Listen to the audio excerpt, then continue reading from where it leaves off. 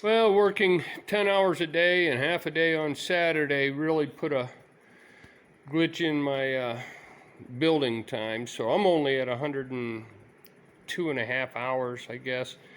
But I had to look at all the excessive glue I had on this. A lot of it screws out. I had way more glue than I thought. So I used my oscillating saw to skim off of here and then chip away on the sides. There's a lot on there. But I'm pretty much done with this here spar. Got to put these two pieces on the far side of that. Take those clamps off. And then this here spar is done as far as all of its buildup. I'm going to go ahead and stack the two and do all my holes so that they're lined up with each other perfectly. But I got this scarf joint I said I was going to break, so let's go ahead and break this and see if I can't get the wood to break. And it's always broken the wood away from the scarf joint, not even along it or near it before.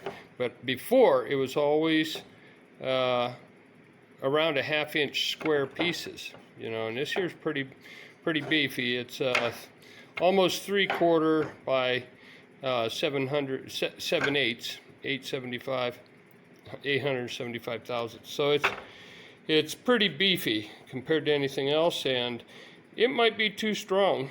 And because it's commercial white ash, it might be too strong, and it might break the glue instead. But we're gonna see. We're gonna give it a try. Now, before it took a person 225 pounds with a 65-pound kid on her back, bouncing on it to break it. Let's see what happens here. I'm 100 and, well, right now I'm still going down, so I'm about 185 pounds right now. So let's see what happens. I'll just step on it at first. Now I'll bounce on it. And once again, it broke along the glue joint. So perhaps it's just too strong, but took quite a bit.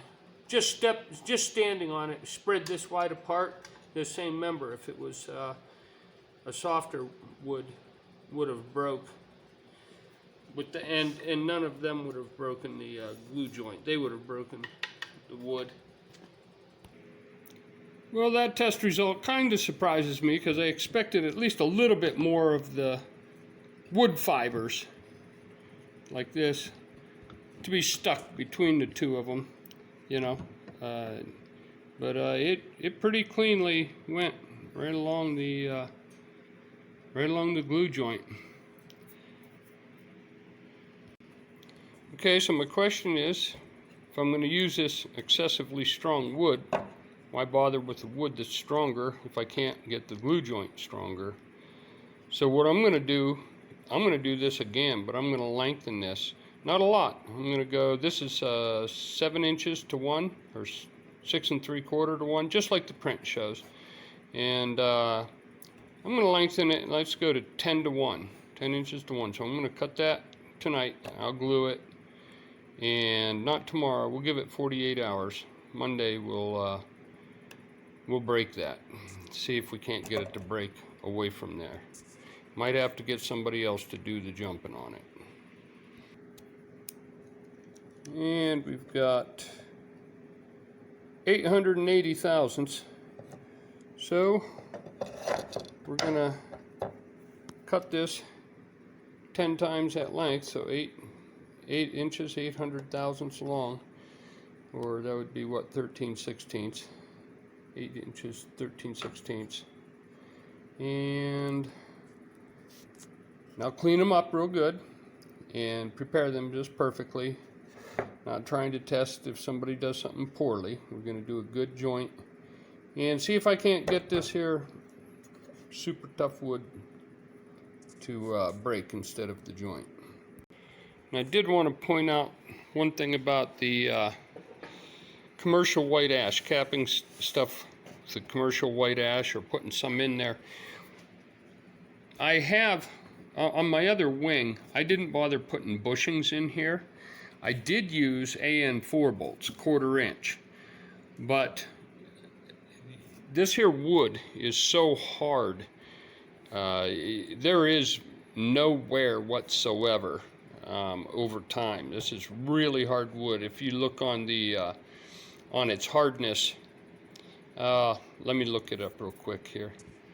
Well, I wish I knew how to video snapshots or something, but anyways, I wrote it down here. The hardness of woods is measured by a side load required to embed a 44 thousandths ball, just about 7/16 ball, to 1/2 of its diameter.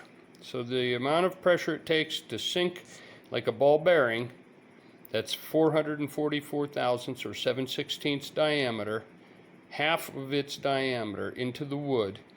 Now, commercial white ash takes 1,180 pounds. Sitka spruce takes 410 pounds.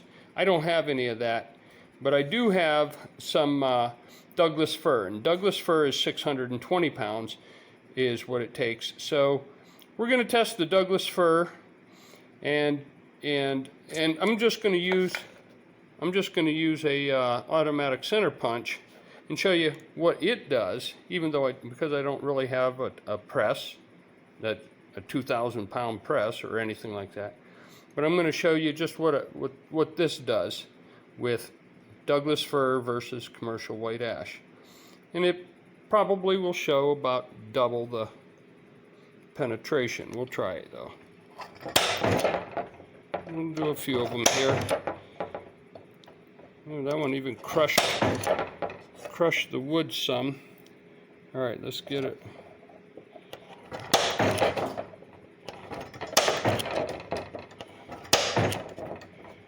All right, so significant difference. In fact, it even cracked some of the Douglas fir. And Douglas fir is quite a bit harder than even Sitka spruce. And then these here have very little depth. It's more like the point, just the point of it. This went clear past the point and up around the radius, clear up around. So that's why I didn't feel like putting any bushings in this. Now, down at the bottom, at the root here,